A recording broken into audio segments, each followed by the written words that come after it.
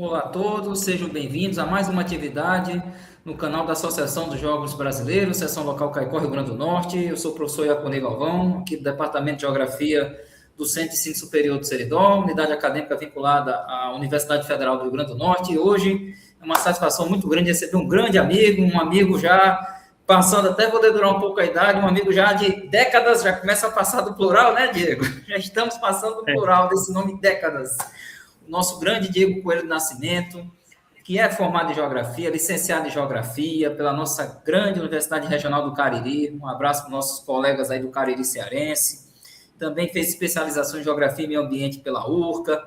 É mestre em Desenvolvimento Regional Sustentável pela nossa querida Universidade Federal do Ceará, no campus Cariri, e fez seu doutorado em Geografia pela Universidade Federal de Pernambuco. Com muita alegria hoje, nosso querido Diego Coelho é professor efetivo na Federal do Cariri, na Universidade Federal do Cariri, atuando atualmente no curso de Administração Pública, no Centro de Ciências Sociais Aplicadas. É muito bom, por sinal, fazendo um breve parêntese, ter um colega da Geografia atuando no curso de Administração Pública. Eu acho que isso aí só tem a ganhar, é nós da Geografia indo realmente nos espaços em que nós precisamos atuar. Então, é um privilégio, eu diria que para o pessoal de Administração Pública é um privilégio muito grande contar com uma cabeça pensante como a do Diego Coelho, da geografia, contribuindo, né, nessas discussões tão relevantes ligadas à administração pública.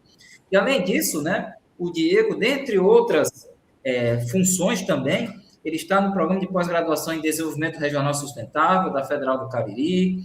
Ele também é bolsista de produtividade na FUNCAP, que é a Fundação Cearense de Apoio ao Desenvolvimento Científico e Tecnológico, faz um trabalho muito importante. Eu mesmo fui bolsista da FUNCAP, Diego, então, na época do meu doutorado, me ajudou muito. É muito importante a FUNCAP, é uma fundação de pesquisa que, pelo menos no contexto nordestino, nós não temos, infelizmente, outras iguais, com todas as lacunas que a FUNCAP tem, mas a FUNCAP faz um trabalho muito importante. E também, né, o nosso querido Diego Coelho, já trazendo, inclusive, para o tema de hoje, né, ele é líder do Laboratório de Estudos Urbanos, Sustentabilidade e Políticas Públicas. Então, é uma dedicação de estudos ligados às políticas públicas, ao urbano. Então, inclusive, é a temática que o Diego vai nos trazer hoje, né, trajetória histórica da questão metropolitana do Brasil. Então, Diego, novamente, muito obrigado. É uma honra contar contigo hoje conosco aqui. E fica à vontade, a palavra é sua, meu amigo. Bom, novamente, boa noite a todos. Quero inicialmente cumprimentar aqui o professor Iaponi, em nome de quem eu cumprimento a todos os docentes, né, ligados ao FRN, a todas as pessoas que fazem parte da AGB Caicó, né, e conforme mencionado, né, pelo professor Iaponi, né, eu, ao longo da minha trajetória acadêmica, profissional, eu sempre estive muito ligado a questões ligadas ao urbano, à geografia urbana em si, ao planejamento urbano, regional, à sustentabilidade e também às políticas públicas, sobretudo as políticas urbanas e ambientais. E hoje estamos aqui para dialogar um pouco sobre a trajetória histórica da questão metropolitana do Brasil.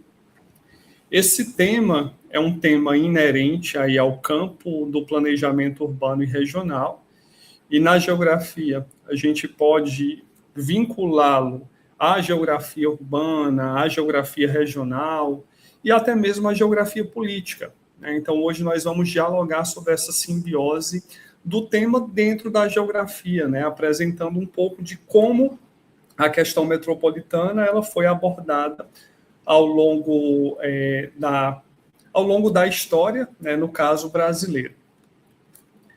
Então, aqui nós vamos discutir sobre o que é essa questão metropolitana, apresentando um pouco os principais conceitos fundadores e por que isso importa.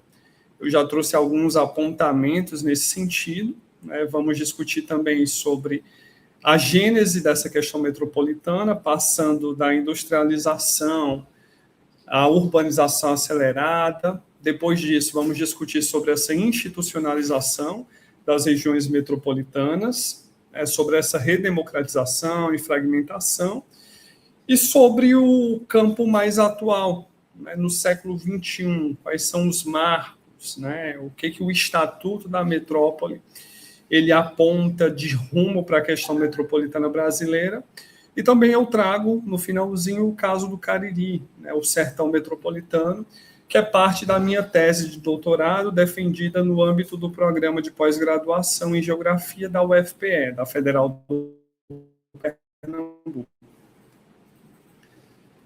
Para começar, né, quando a gente pensa no que é essa questão metropolitana, nós precisamos pensar em frentes diferentes, em dimensões diferentes.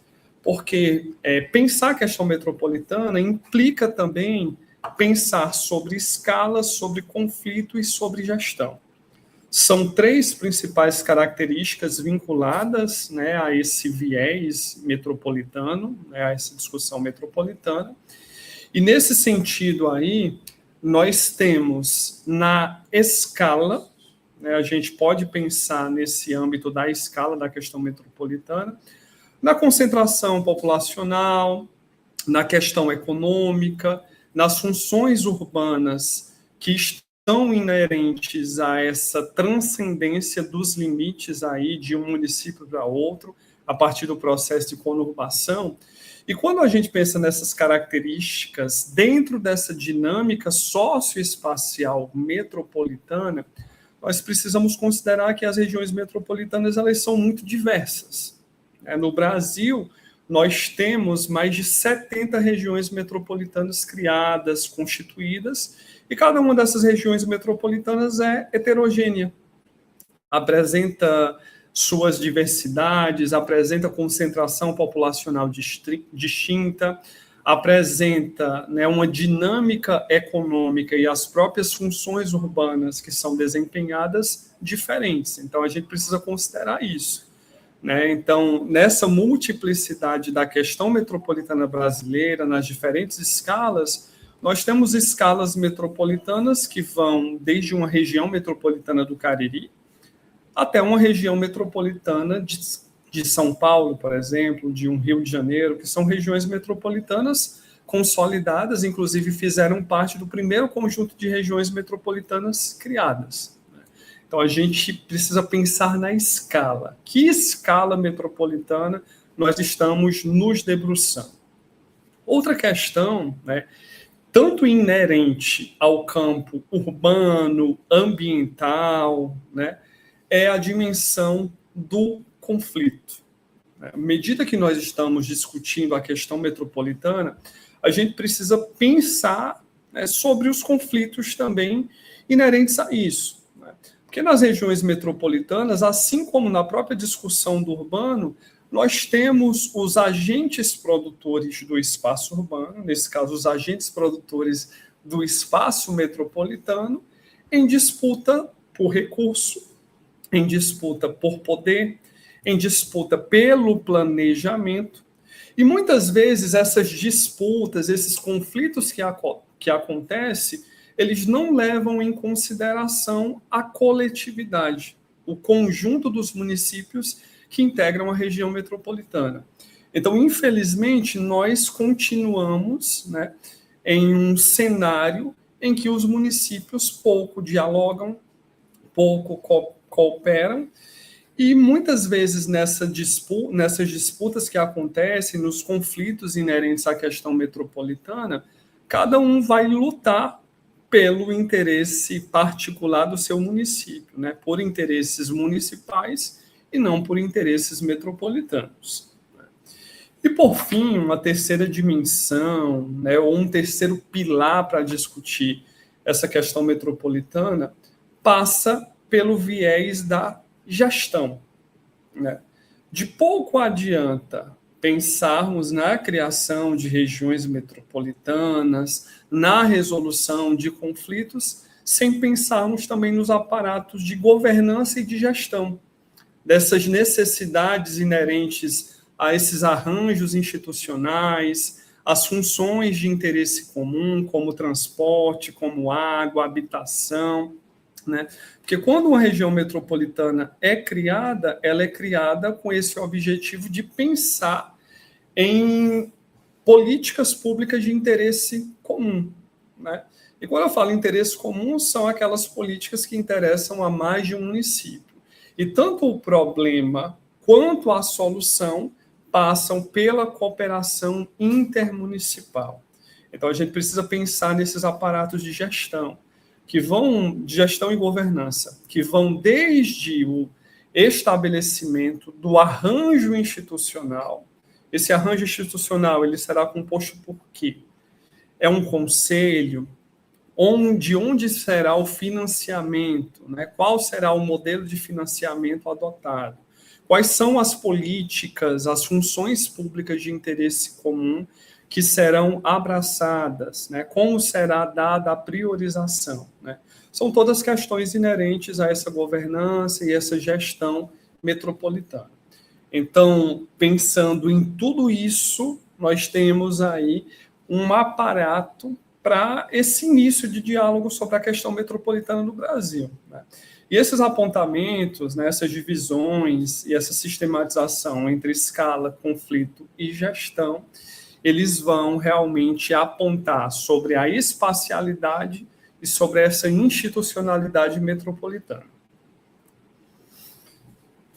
Nesse sentido, né, quando a gente fala em trajetória histórica, nós podemos dividir a trajetória histórica da questão metropolitana do Brasil em 5 momentos distintos, né? O primeiro deles ocorre ali ainda na década de 30, quando o Brasil ele passa pelo processo inicial, né, de industrialização. Com a industrialização, esse aumento, essa aceleração da urbanização, né? Então esse seria o primeiro momento dessa gênese urbana, né? Em 1964, esse cenário ele começa a mudar, sobretudo com o Estado autoritário, o golpe de 64, né? Então, a partir dali, nós temos o início dessa discussão sobre uma institucionalização metropolitana, né? Apesar de ser uma institucionalização autoritária, né?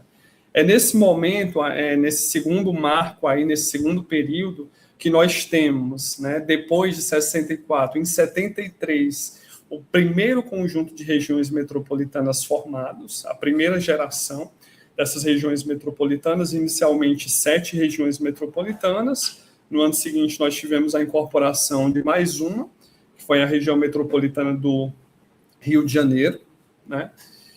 E tudo isso, né, esse segundo momento dessa industrialização autoritária, ele acaba por se encerrar com a Constituição Federal de 88, né, e com a descentralização mesmo dessas políticas públicas, né? Então, com a Constituição de 88, nós tivemos uma redemocratização, né, e uma redelimitação também dessa discussão, tanto sobre o urbano, inicialmente, né, com os artigos inerentes à política urbana na própria Constituição Federal, né? E tudo isso deu margem, né, avançou para que em 2015 nós tivéssemos, né, um novo ciclo a partir desse Estatuto da Metrópole, uma normativa federal específica para direcionar sobre o tratamento metropolitano. Então, nós tivemos esse conjunto aí, essa trajetória, esses 5 momentos que a gente vai esmiuçar um pouco mais a partir de agora. Nesse sentido, né, pensando a gênese metropolitana,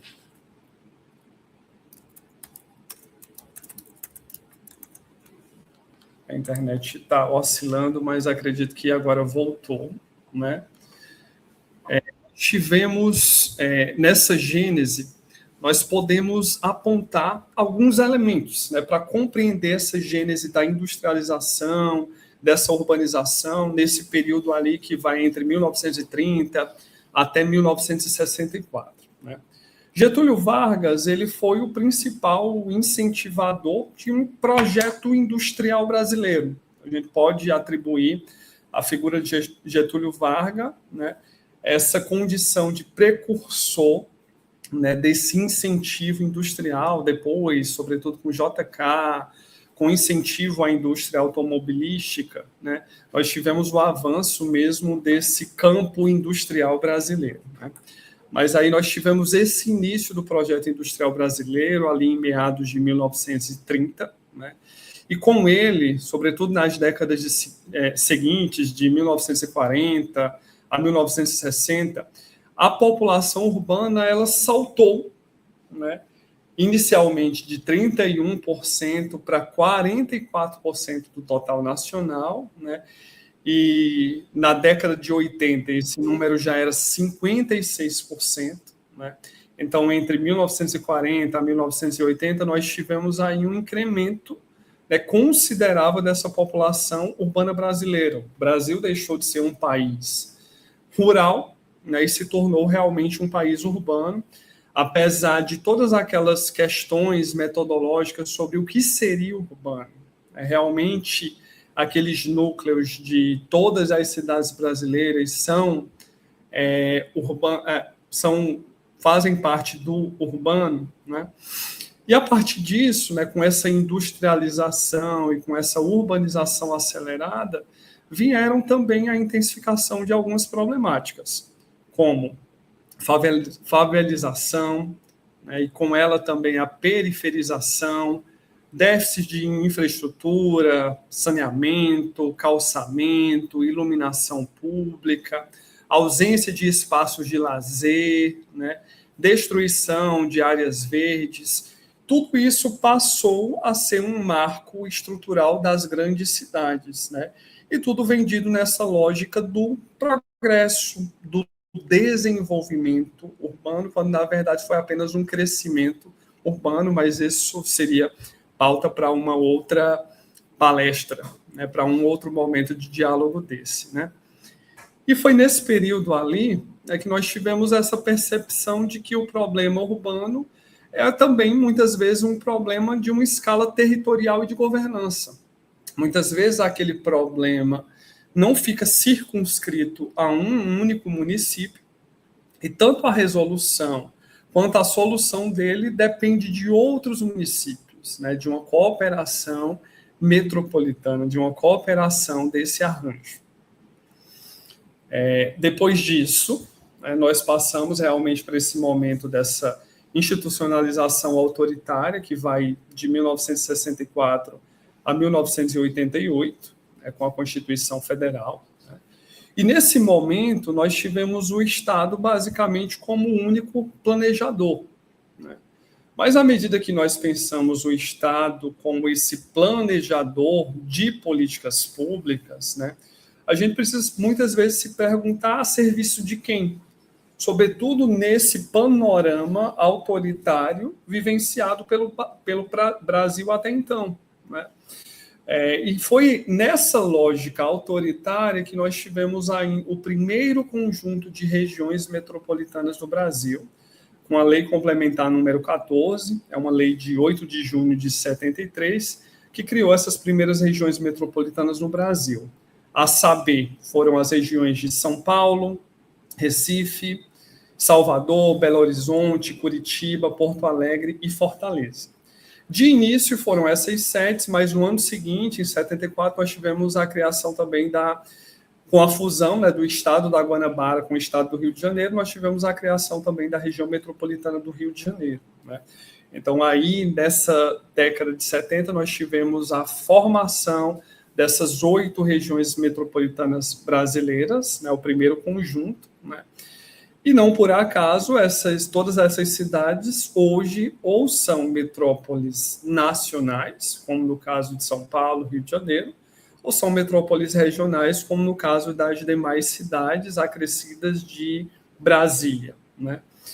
E nesse momento é interessante sempre a gente reforçar que esse primeiro conjunto foi criado ainda sobre esse viés autoritário, porque quando elas foram criadas não no sentido de pensar a resolução de problemas comuns, né, nesses municípios, mas no sentido de nós termos um braço estatal para controlar possíveis rebeliões, possíveis conflitos nessas regiões com um grande crescimento urbano, com um grande crescimento populacional, né? Então, foi um modelo, quando a gente pensa também nessa lógica das políticas públicas, é considerado um modelo top-down, né, de fazer a política acontecer, de fazer o planejamento acontecer. né? Então, foi um modelo de cima para baixo, né, onde essas regiões foram criadas sem a participação dos próprios municípios, né, e muito menos sem a participação social, né, num viés realmente mais tecnocrático, né. E foi a partir disso que nós também tivemos, né, nesse período de institucionalização autoritária, a criação, né, do Serfal, o Serviço Federal de Habitação e Urbanismo, né, uma entidade autárquica criada nesse período, né, que funcionou até ali meados da década de 70, que foi responsável por pensar essa política nacional de planejamento urbano e de habitação. Uma outra limitação nesse momento é que essas regiões foram criadas, né, e também muitas vezes foi atrelado a elas um papel de acesso a recursos, né, pertencer a uma região metropolitana era condição para acessar alguns tipos de financiamento federais, né? Então, nós tivemos aí também essas características nesse período, né, que culminou com o seu encerramento em 1988, foi esse período da redemocratização e da fragmentação, até por volta dos anos 2000, né? E com a Constituição de 88, nós tivemos uma importante mudança, porque até então a competência para a criação de regiões metropolitanas brasileiras era a atribuição do governo federal. A partir da CF 88, essa competência foi atribuída aos estados, então ela não pertencia mais à União, né? Esse processo não passava mais pela União, né? Isso fez com que nós tivéssemos, né, um boom de criação de regiões metropolitanas, sobretudo ali a partir, eu consideraria que também a partir dos anos 2000 a gente continuou com esse boom, que culminou com as nossas mais de 70 regiões metropolitanas criadas, né, no momento atual. Não me recordo agora o dado preciso, né? E muitas vezes esses municípios que eram alçados à condição de municípios metropolitanos, né, eles não detinham e muitas vezes não eram vinculados, não estavam inseridos dentro de uma lógica metropolitana, de funções públicas de interesse comum, de problemas comuns, né? Então, nós tivemos também isso sendo realizado. Isso fez com que houvesse uma fragmentação muito grande de regiões metropolitanas.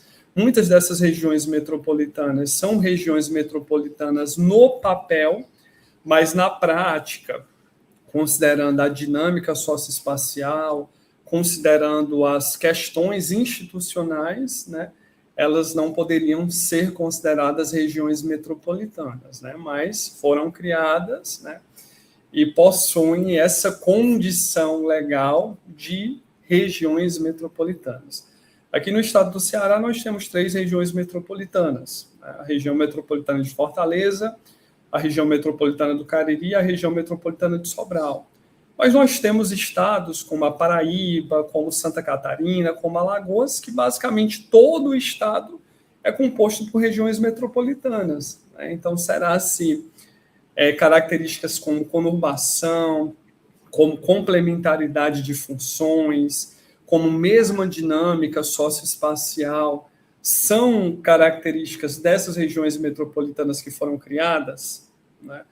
Então, essas regiões, muitas vezes, elas foram criadas apenas realmente por interesse político, mas não funcional, né? E à medida que isso acontece, que eu tenho uma grande heterogeneidade dentro daquela região metropolitana, ou essa multiplicidade de regiões metropolitanas, isso acaba por esvaziar o debate metropolitano, né? Então, esse é uma das nossas principais fragilidades hoje, né? Mas a gênese desse problema aconteceu ali a partir da década de 80, o final da década de 80, né? E é um problema que persiste até hoje, né? Esse problema permanece, mas esse aparato institucional para enfrentá-lo, ele está cada vez mais dissolvido, digamos assim.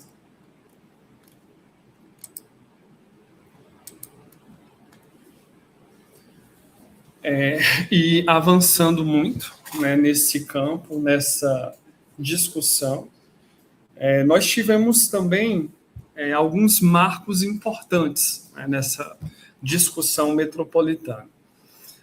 Quando a gente fala em marcos, a gente precisa, sobretudo, a partir de toda essa problemática que eu ventilei para vocês, sobre essa fragmentação metropolitana, sobre essas regiões metropolitanas criadas apenas por interesses políticos, mas não funcionais, não considerando a dinâmica socioespacial, a gente pode apontar, sobretudo, dois marcos principais. O primeiro deles, o Estatuto da Cidade, né? E, por fim, mais recentemente, o Estatuto da Metrópole, né? Mas, entre eles, nós também podemos apontar outros marcos importantes, né, nesse período aí que vai de 2001 até 2015. Né?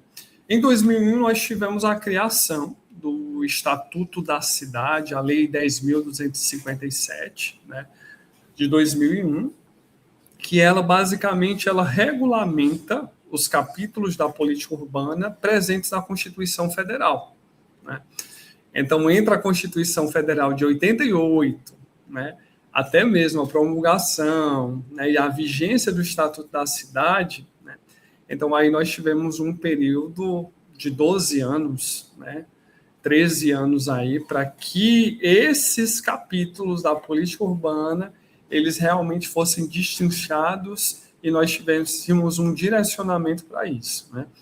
E o Estatuto da Cidade, ele vai ser muito importante justamente porque ele versa sobre a necessidade da elaboração dos planos diretores municipais, né? Apesar desses planos diretores, eles mensurarem, eles direcionarem sobre a política de desenvolvimento e de expansão urbana, né? Isso realmente é muito importante porque não temos como pensar a questão metropolitana sem considerar também a questão urbana, né? Elas são indissociáveis, né? Então a gente precisa pensar a lógica urbana para poder entender a lógica metropolitana, né? Então o Estatuto da Cidade, ele versa sobre isso, apesar também de todas as falhas com relação à fiscalização dessa elaboração, né, desses planos diretores municipais, né? Só a necessidade mesmo, né, e a obrigatoriedade dessa elaboração é importante, mas ela por si só ela não vai garantir que os municípios elaborem esses planos diretores, revisem esses planos diretores e muito menos coloquem aquilo que foi pensado, planejado em prática, né, e implementem aquilo que foi pensado, né? Mas isso realmente é outro dos desafios aqui nesse campo de discussão, né, sobre o urbano. Em 2003, nós tivemos outro marco importante, que foi a criação do Ministério das Cidades, né? Nós tivemos pela primeira vez a criação de um ministério específico que trataria única e exclusivamente sobre as questões ligadas ao urbano, né? E com a criação do Ministério das Cidades, nós também tivemos a criação de espaços participativos, como as conferências nacionais da cidade, né, que por um período, sobretudo na gestão passada, né, não foram realizadas, mas foram retomadas recentemente, né? Tive, inclusive, a oportunidade de participar como delegado dessa última Conferência Nacional das Cidades, ocorrida este ano lá em Brasília, né?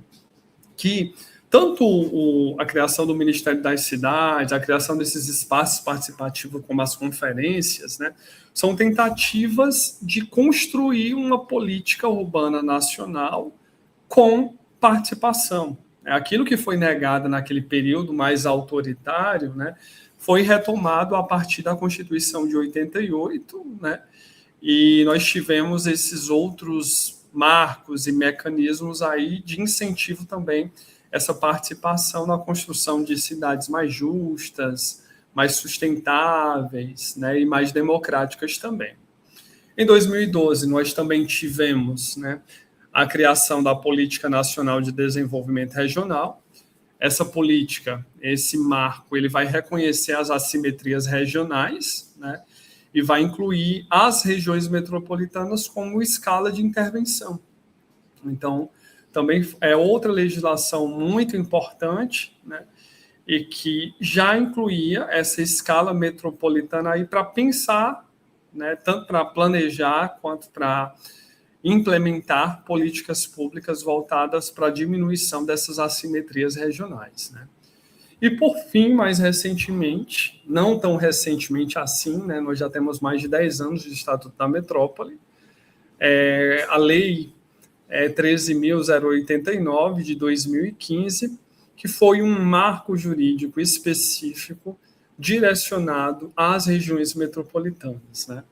E esse marco ele vai ser importante porque ele vai nos trazer elementos conceituais sobre o entendimento do que são regiões metropolitanas, do que são funções públicas de interesse comum, mas ele também vai trazer elementos voltados para essa institucionalização metropolitana, como a criação dos planos de desenvolvimento urbano integrado para cada região metropolitana, apontando as diretrizes, apontando os elementos essenciais, também vai apontar e vai definir a governança interfederativa, né, o que cada ente federado deve versar quando se trata de regiões metropolitanas, né? E também vai apontar elementos para estruturas de gestão. Então, o Estatuto da Metrópole ele foi um marco legal muito importante aí para essa implementação ainda precária dessas regiões metropolitanas, né? Nós tivemos esses avanços, né? Mas alguns desafios do próprio Estatuto da Metrópole ainda permanecem. Nós tivemos, por exemplo, a flexibilização de muitos dos dispositivos que foram pensados em 2015. Um deles sobre a incorrência e improbidade administrativa dos governadores de estado que não elaborassem os PDUIs, os Planos de Desenvolvimento Urbano Integrado, das regiões metropolitanas estaduais, né? Então, isso foi retirado, né? Então, nós tivemos a flexibilização ou a retirada de alguns dos dispositivos inicialmente pensados, né? Então, isso foi um retrocesso, apesar de alguns avanços obtidos a partir do Estatuto da Metrópole, também numa tentativa de frear, né, essa criação indiscriminada de regiões metropolitanas Brasil afora. E, por fim, né, mais recentemente, né, eu trago, né, como eu já tinha ventilado inicialmente para vocês, né, um caso específico, que é o caso do Sertão Metropolitano, a partir dessa discussão sobre a região metropolitana do Cariri, que é o meu objeto de estudo, né, a escolha do Sertão Metropolitano foi um trocadilho aí para mostrar essa realidade, né, do sertão, né, sempre atrelado a questões como de aridez, de seca, de pobreza, né, muito ventilado pela mídia Brasil afora, né, estereotipando o sertão nordestino, e ao mesmo tempo também de pensar o sertão metropolitano, né? Então, foi a minha tese de doutorado, onde eu verso sobre a região metropolitana do Cariri, trabalhando tanto a espacialidade dessa região metropolitana, ou seja, a dinâmica socioespacial, e também pensando a institucionalidade dela, né? Qual a base de governança e de gestão que hoje nós temos para essa região metropolitana ela sair do papel, né? Na espacialidade, essa região metropolitana ela foi criada em 2009, a partir de uma lei complementar estadual, né, onde, né, diferente de outras regiões metropolitanas que têm uma cidade sede, aqui nós temos 3, nós temos um núcleo central dessa região metropolitana, que é composta pelas cidades de Juazeiro, Crato e Barbalha, o Triângulo Crajubá, né? Essa lógica de ter as 3 cidades aí formando esse núcleo central, ela parte inclusive das dificuldades de cooperação entre esses 3 municípios, apesar de haver uma conurbação, ainda que inicial, que não completa, né? Mas os 3 municípios têm, sim, uma mesma unidade socioeconômica, eles têm funções urbanas complementares, mas ainda eles têm muitas dificuldades de cooperação, né? Um exemplo que eu costumo usar, né, foi o que aconteceu muitas vezes na pandemia da Covid-19, onde os municípios eles não dialogavam entre si, né, e determinavam o lockdown em determinada cidade, né? Então, esses 2 dias vamos ter lockdown no município do Crato. O que a população do Crato fazia? Saía do Crato e vinha para Juazeiro, ia para Barbalha tranquilamente. Então, aquilo acabava que não surtindo o efeito desejado, né? Então, isso aconteceu muito, né, durante a pandemia da Covid-19, não havia isso, porque a distância entre as sedes municipais é de cerca de 10 quilômetros, né? A depender de onde você esteja, de uma cidade para outra, você leva 5, 10 minutos, né, de uma cidade para outra. Então, é muito próximo, e aqui já tem essa tradição de comprar, de consumir, desse intercâmbio de mercadorias e serviços entre uma cidade e outra, né? Então, algumas questões precisam ser trabalhadas, né, de forma cooperativa para que os efeitos eles aconteçam, né? Essa região metropolitana, ela é um polo regional, né, de saúde, educação superior, de comércio, de serviços, que atrai não só os municípios integrantes dessa região metropolitana, mas todo o sul cearense, né, e algumas outras macro-regiões, como o centro-sul cearense, como o sertão central, e também áreas de municípios áreas de estados vizinhos, como o sertão pernambucano, como também ali a região de Cajazeiras, Souza, na Paraíba, também o próprio interior do estado do Piauí, né? Nós temos uma influência grande aqui sobre toda essa área do sul do Ceará, mas também desses estados vizinhos, de Pernambuco, Paraíba e Piauí, né? Então, nós temos, né, essa região metropolitana sendo criada, né, no sertão, né? Obviamente, com essas potencialidades, como a equidistância entre as capitais nordestinas, né, a centralidade na própria área do sertão, né, mas nós temos também muitos desafios, né, como o desafio da própria gestão dos recursos hídricos, né. Um desafio que está cada vez mais evidente é o desafio da mobilidade, sobretudo entre esses municípios principais, de Juazeiro, de Crato e de Barbalha, né, e desafios ligados também a essa sustentabilidade ambiental, né. Aqui nós temos a Chapada do Araripe, que vive sendo ameaçada por diversos processos, né. O mais recente é agora o plantio de soja, né, em área da Chapada do Araripe, sobretudo na parte pernambucana da Chapada do Araripe, mas que interfere diretamente, né, no lado cearense também.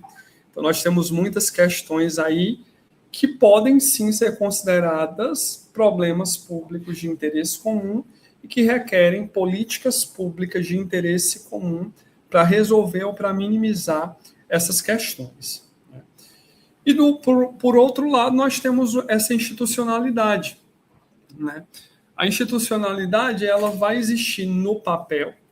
Quando essa região metropolitana foi criada também um conselho, né? O Conselho da Região Metropolitana do Cariri, foi criado um fundo, mas esse conselho, o fundo, eles apenas figuram na legislação de criação. Eles nunca foram efetivados, né? Mais recentemente, nós tivemos um processo também aí de elaboração do PDUI, desse Plano de Desenvolvimento Urbano Integrado para a região metropolitana do Cariri, mas à medida que a obrigatoriedade dele, não a obrigatoriedade, né, mas houve essa flexibilização, né, que os estados, né, que os governadores dos estados, eles não incorreriam mais em improbidade administrativa, esse processo foi descontinuado, né? Nós tivemos até, por exemplo, no comparativo com a região metropolitana de Sobral, lá eles conseguiram sim ir com o processo até o fim, né, de elaboração desse PDUI, mas aqui o processo parou, né, foi encerrado e nós já temos aí mais de 4 anos que esse processo ele foi descontinuado e nós não tivemos mais nenhuma notícia sobre a retomada do processo, né? Então, nós temos esses obstáculos com relação a essa institucionalidade, né? Como fomentar essa cooperação se nem os instrumentos de governança e de gestão possuem clareza com relação a isso, né? Então, esse é um dos nossos principais desafios, né, quando a gente fala nessa institucionalidade. Aqui eu trouxe para vocês apenas um mapa de localização dessa região metropolitana do Cariri. Ela realmente está no extremo sul do Ceará, né? Inclusive alguns dos municípios integrantes dessa região metropolitana, eles estão ali na divisa com o estado do Pernambuco, né? É uma região composta por 9 municípios, na qual nós vemos aí o núcleo central, né, de Juazeiro, Crato e Barbalha. Nós temos uma paisagem metropolitana bem diversa, nós temos municípios onde a maior parte da população é rural, como no caso, eu posso trazer um exemplo do município de Jardim, né, boa parte da população ainda é rural. E nós temos casos extremos como o município de Juazeiro do Norte, onde 96% da população reside na área urbana, né? Crato, Barbalha também tem índices expressivos, né, de população urbana. Barbalha, nesse último censo, foi o município que mais cresceu, né, nessa lógica de aumento populacional, enquanto que nós tivemos decréscimo de população em alguns municípios desse conjunto, como Santana do Cariri, como Nova Olinda, onde, Farias Brito também, onde há indícios, né, dessa migração intrametropolitana. As pessoas saem desses municípios em direção a esses municípios com maior dinamismo urbano, econômico, né, Juazeiro, Crato e Barbalha. Esses dados eu tinha antecipado para vocês a partir do mapa, né? Mas nós temos, nesse conjunto de 9 municípios, nós temos uma população superior aos 600 mil habitantes, né? Segundo as últimas estimativas, acho que esse valor está na casa dos 633 mil, algo parecido. Mas na região de influência, sobretudo no estudo do IBGE, regiões de influência das cidades, no REGIC, né, a estimativa é que a área de influência dessa região metropolitana, sobretudo comandada pelo principal município do Arranjo, Juazeiro, é na casa dos 2 milhões de habitantes, né? Juazeiro sozinho tem mais de 300 mil habitantes, segundo a última estimativa populacional, é uma cidade média, né, categorizada pelo REGIC como capital regional de nível B. Então, houve uma consolidação e houve uma mudança de status de Juazeiro do Norte, né, no comparativo entre os 2 últimos REGICs, né. Isso tudo também pode ser favorecido tanto pela localização, né, nessa área central do sertão nordestino e também pela distância da capital do estado, Fortaleza. São mais de 500 quilômetros de distância. Então, a gente acaba que concentrando, né, uma série de serviços, né, de estabelecimentos comerciais aqui para servir tanto para essa população local, quanto também para os municípios ali dessa região de influência, né, já que a gente está tão distante de outras capitais regionais, né? Outras capitais, como Recife, como João Pessoa, como Natal, também têm uma quilometragem relativamente parecida, são 600, 650 quilômetros de distância, né? E a partir de tudo isso, a gente pode apontar algumas tensões estruturais nesse território, né?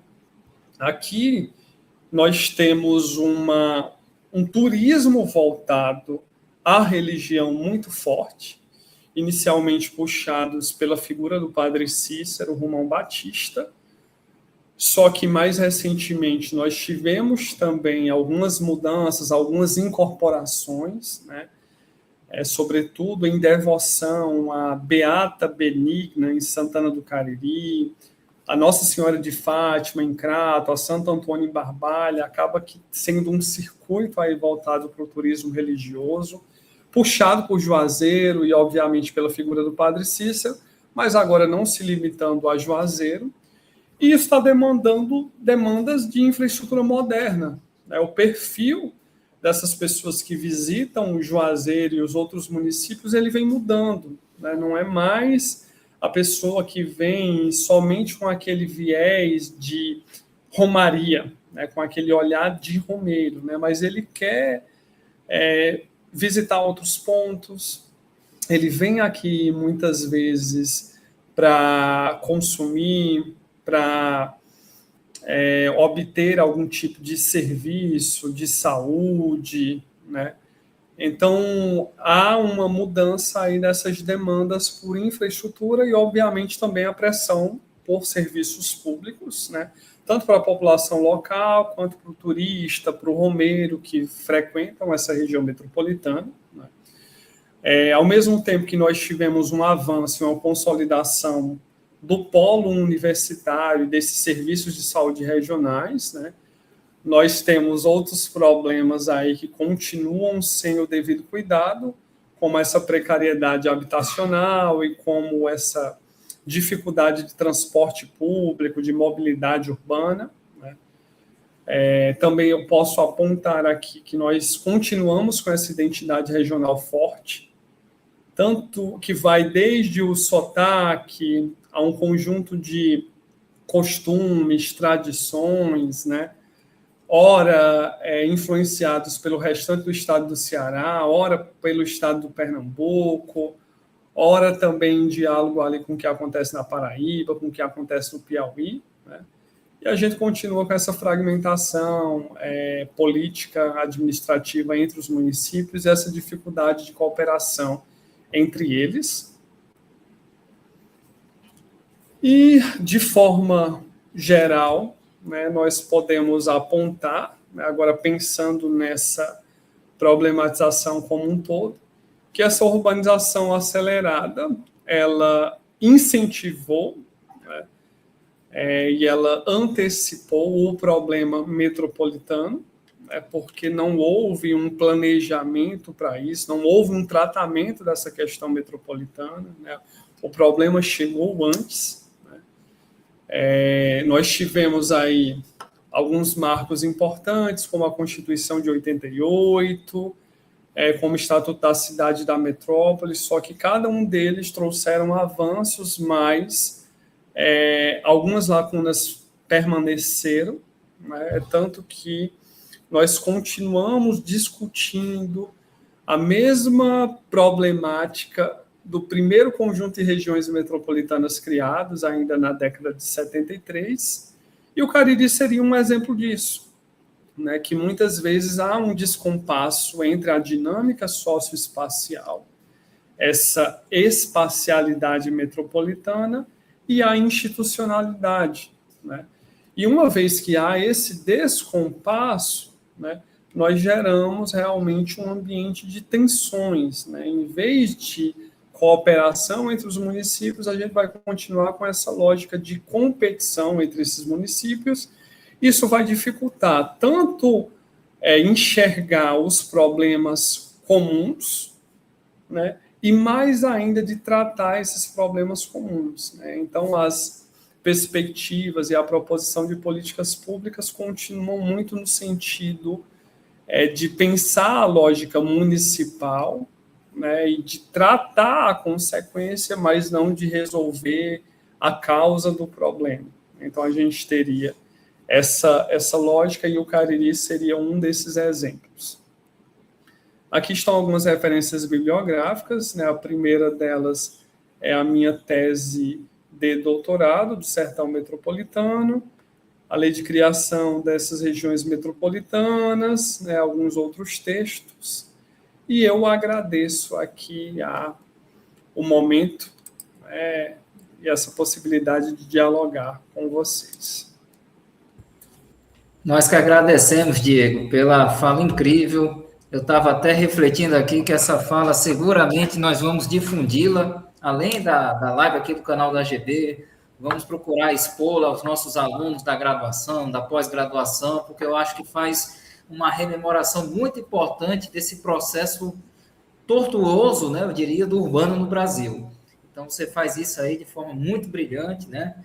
E aproveitando, né, os minutos que nós temos aí para fazer uma única pergunta, né, inclusive trazendo para o contexto aqui do Rio Grande do Norte, local no qual estou falando nesse momento. Eu falo de Caicó, que é um município situado a aproximadamente 400 quilômetros de Fortaleza e 400 quilômetros de Recife. Caicó fica meio que aqui distante dessas duas cidades. Eu digo meio que aqui distante porque não é exatamente 400 quilômetros, mas é praticamente 400 quilômetros. É uma coisa muito curiosa, né? Fica praticamente no meio dessas duas capitais.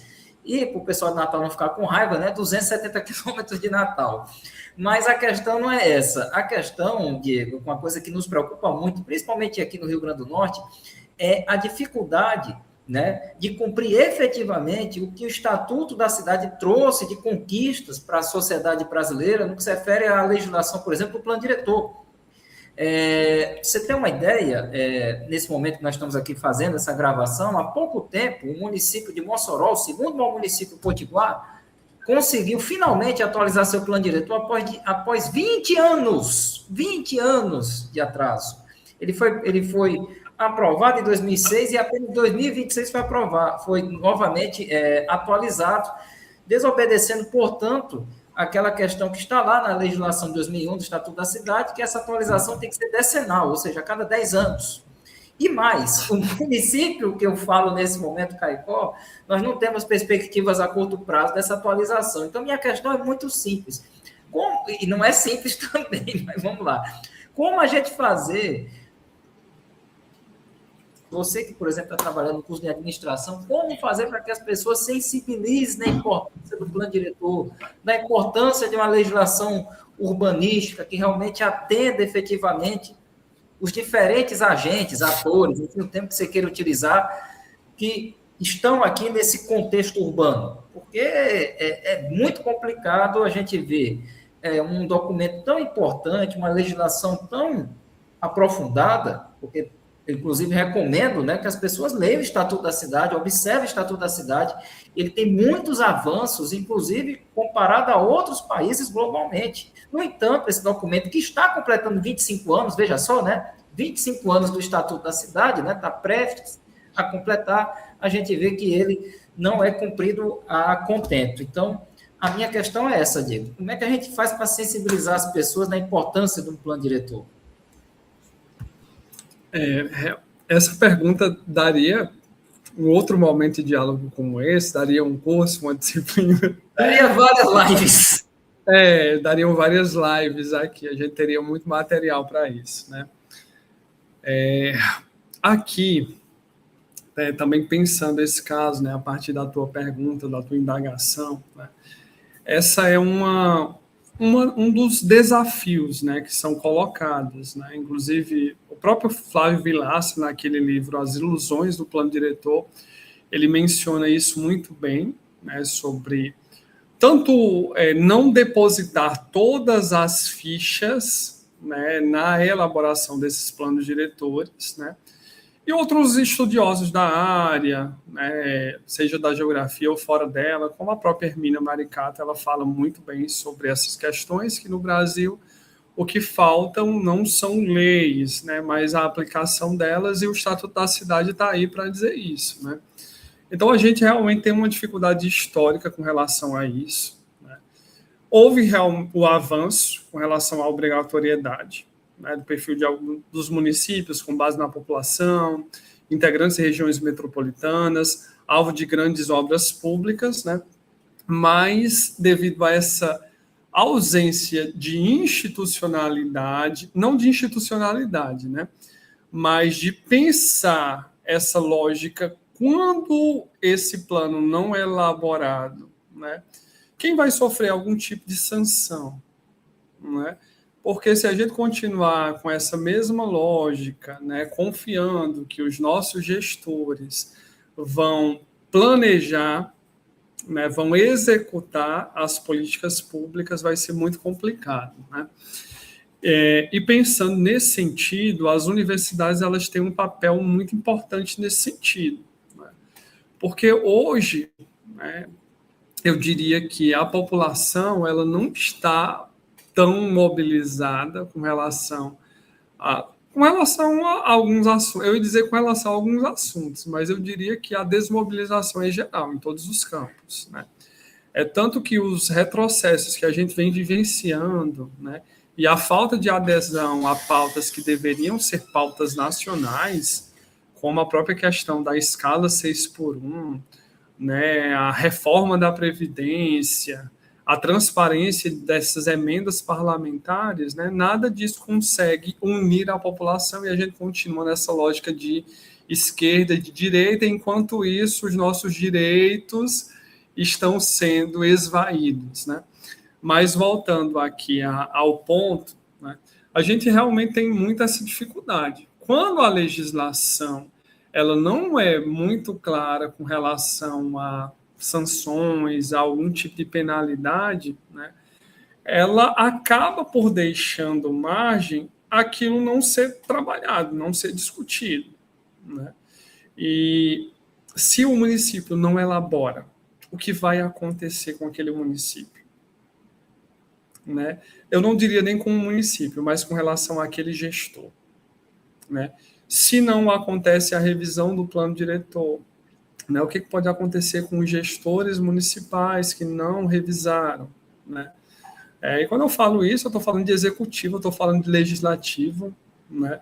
Porque muitas vezes a gente pensa que é porque a população ela não está mobilizada. Beleza, ela não está mobilizada, né? Mas nós vivenciamos uma democracia representativa, né? Então, nossos representantes, eles estão discutindo isso, né? Por que eles não estão discutindo, né? E o que aconteceu em Mossoró, né, que você trouxe em caso de Mossoró, aconteceu aqui em Juazeiro, né? Juazeiro, o plano diretor era de 2000, anterior ao Estatuto da Metrópole, junto com os municípios de Crato e Barbalha, né? O governo do estado naquela época. Ele fez uma consultoria e essa consultoria elaborou aí vários planos diretores já se antecipando à obrigatoriedade do Estatuto da cidade.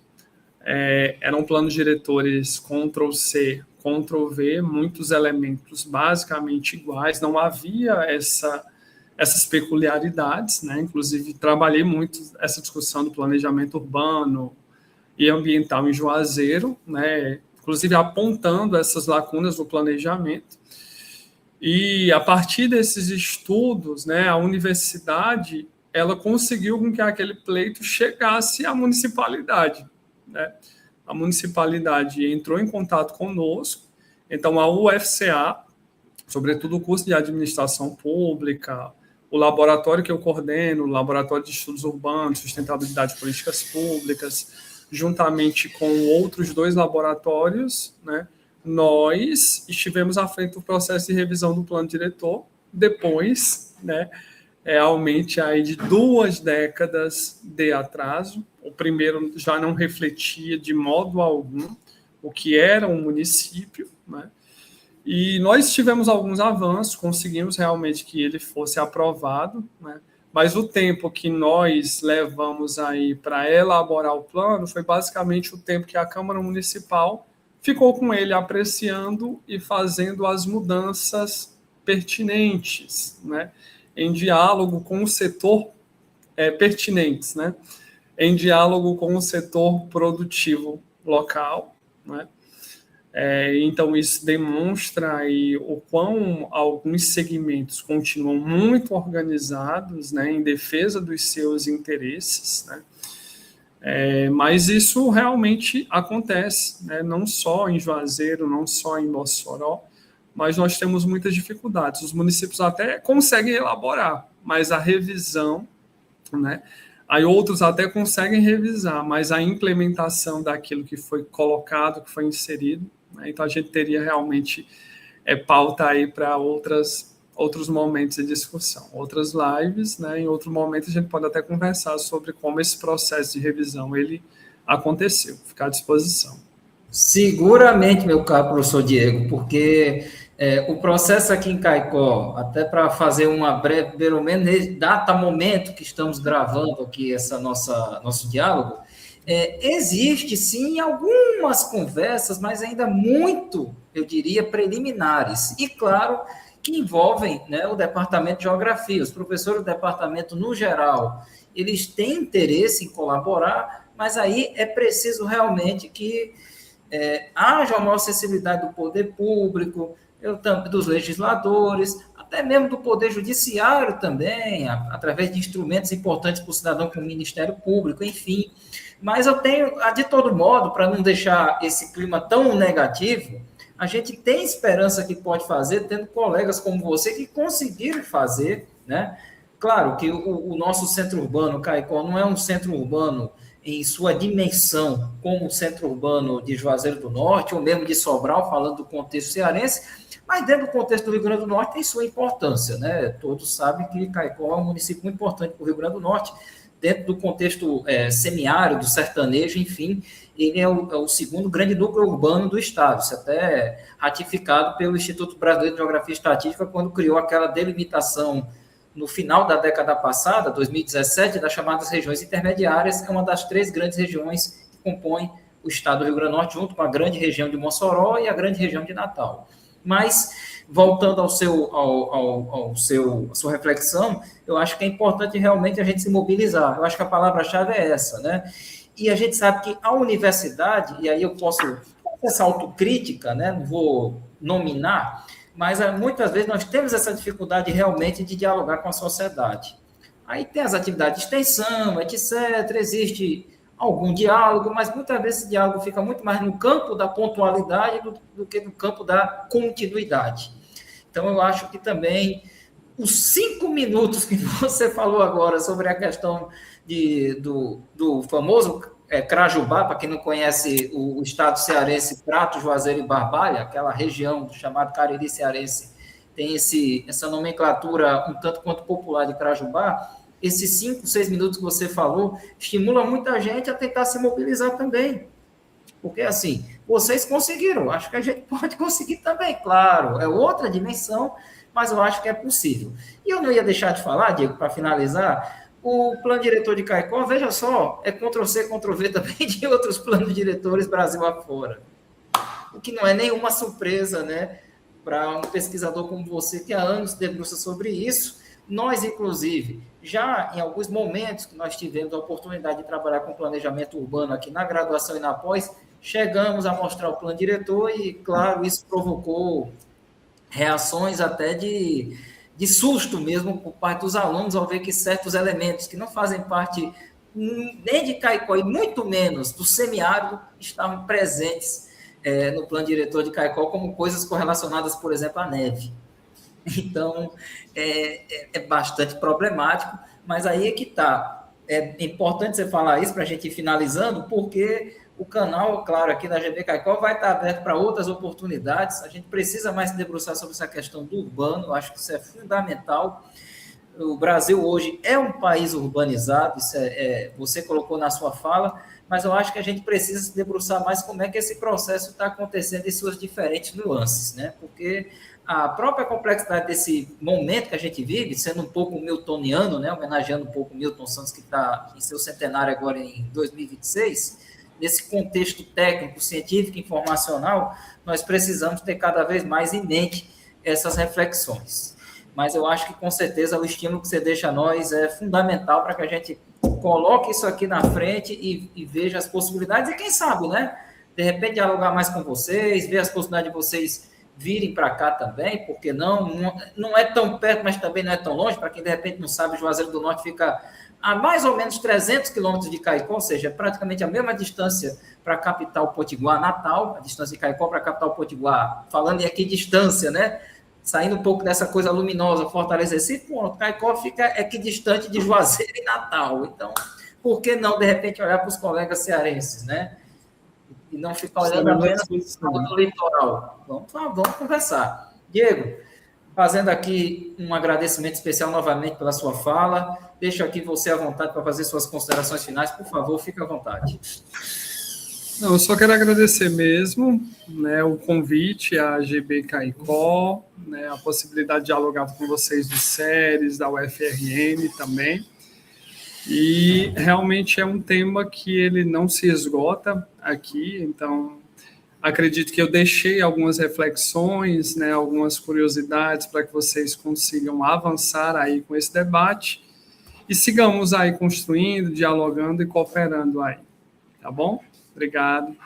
Obrigado, Diego. As nossas portas aqui estão abertas. Vamos procurar realmente dialogar mais, dialogando aqui com esses agentes. A própria geografia aqui do SERES, além também da pós-graduação, na graduação tem hoje um instrumento um tanto quanto muitas vezes questionável, mas que pode ser útil, que é a empresa júnior, né? Nós temos hoje uma empresa júnior aqui dentro da geografia. Não é muito comum, mas tem. De repente, também um outro instrumento também, foi também falado dela assim na questão desse processo do plano diretor, né? De modo que dê experiência aos alunos, mas não seja mão de obra barata e qualificada. Não é fácil fazer isso, que é uma relação muito, né, tênue, né? Mas, de todo modo, são caminhos que se abrem, mas eu acho que a maior lição que a gente tem é isso. É possível fazer e é possível, principalmente, a geografia se envolver. Gente, novamente, muito obrigado a todos. Agradecemos novamente ao professor Diego, agradecemos a vocês que estão aí no outro lado da tela e nos encontramos em outras atividades com o próprio professor Diego aqui conosco, que agora é mais um parceiro aqui da GB Caicó nessa discussão geográfica do Nordeste do Brasil. Um abraço a todos.